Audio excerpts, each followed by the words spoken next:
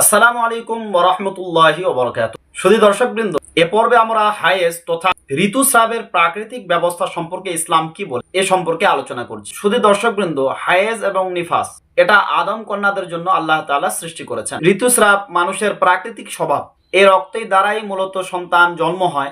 এজন্য গর্ভবতী অবস্থায় হায়েজে রক্ত নির্গত হয় না। হায়েজ ইসলামে ট্যাবু নয়, বরং মাসিক নিয়ে তৎকালীন সমাজের ট্যাবু ভেঙেছিল ইসলাম। তৎকালীন সমাজের অন্য ধর্মের মানুষদের মধ্যে মাসিকের ব্যাপারে নানা ধরনের কুসংস্কার এবং নোংরা সব ধারণা তাদের ছিল এবং এখনো আছে। নারীদের হায়েজ কালে তাদেরকে এক ঘরে রাখা হতো, তাদের সাথে এক বিছানায় কেউ শুতে চাইতো না এবং কি তাদের সাথে বসে কেউ খেতেও না, আলাদা করে খেতে বসতে দেওয়া হতো তাদেরকে। হায়েজ অবস্থায় নারীদেরকে রান্নাঘরে যেতেও দিত না, তাদেরকে রান্না করতে দিত না, কারণ এই অবস্থায় নারীরা যদি রান্না করে তাদের রান্না খেয়ে লোক অসুস্থ হয়ে পড়বে, এরকম কুসংস্কার নোংরা ধারণা ছিল তাদের মধ্যে। ইসলাম মাসিক সম্পর্কে নানা কুসংস্কার নোংরা কার্যকলাপ অবসান করেছে। নারীদের সাথে এই অন্যায় করা ইসলাম বন্ধ করেছে। নারীদের এই স্বাভাবিক প্রাকৃতিক ব্যাপারটাকে মানুষের কাছে গ্রহণযোগ্য করেছে। আল্লাহ তাআলা সূরা বাকারায় বলেছেন, হে মুহাম্মদ, লোকেরা তোমাকে মাসিক সম্পর্কে জিজ্ঞাসা করে, তাদেরকে তুমি বলো এটা অসুচি। কাজে হায়েজ অবস্থায় তোমরা স্ত্রী সহবাস থেকে বিরত থাকো এবং যে পর্যন্ত তারা পবিত্র না হয় তাদের কাছ থেকে বিরত থাকো, অর্থাৎ তাদের সাথে মিলন করো না।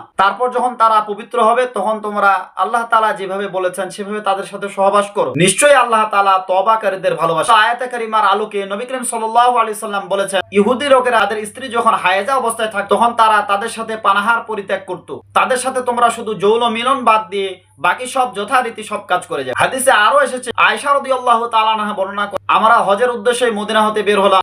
সারিফ নামক স্থানে আমার হায়েজ এসে যায়। আল্লাহ রাসূল সাল্লাল্লাহু আলাইহি সাল্লাম আমাকে কান্না করা অবস্থায় দেখতে পেলেন এবং বললেন, এ তো আল্লাহ তাআলাই আদম কন্যাদের জন্য নির্ধারণ করে দিয়েছে, সুতরাং তুমি বাইতুল্লাহর তাওয়াফ ছাড়া বাকি সব কাজ করবে। আল্লাহ রাসূল সাল্লাল্লাহু আলাইহি সাল্লাম তার স্ত্রীদের পক্ষ থেকে একটি গাভী কুরবানি করেন। উল্লেখিত হাদিসে নারীদের জন্য সান্ত্বনা দেওয়া হয়েছে যে এ সময়ে মন খারাপ না করে, দুঃখিত না হয়ে আল্লাহ তাআলার প্রাকৃতিক যে এই ব্যবস্থাটাকে তোমরা মেনে নাও, তোমরা সন্তুষ্ট থাকো। এখন দেখা যায় বিশেষ করে হজের মৌসুমে, অনেক সময় দেখা যায় রমজানের মৌসুমে ও রোজা দেওয়ার উদ্দেশ্যে অনেকে ওষুধ খেয়ে মাসিক বন্ধ করে রাখে। যদিও শরীয়তে এটার অনুমতি আছে, কিন্তু এভাবে ব্লিডিং বন্ধ করে রাখাটা ঠিক না, শারীরিক অনেক সমস্যা হতে পারে। আল্লাহ যেটা নির্ধারণ করে রেখেছেন তার প্রতি সন্তুষ্ট থাকা। যাই হোক, হায়েজ এবং নিফাসের মাসআলা অত্যন্ত জটিল। এখনকার সময়ে নানা ধরনের রোগ হওয়ার ফলে হায়েজ এবং নিফাসের সমাধান করা অত্যন্ত জটিল। তাই মহিলাদের উচিত হায়েজ এবং নিফাসের মাসআলাগুলো অত্যন্ত গুরুত্ব সহকারে অধ্যয়ন করা।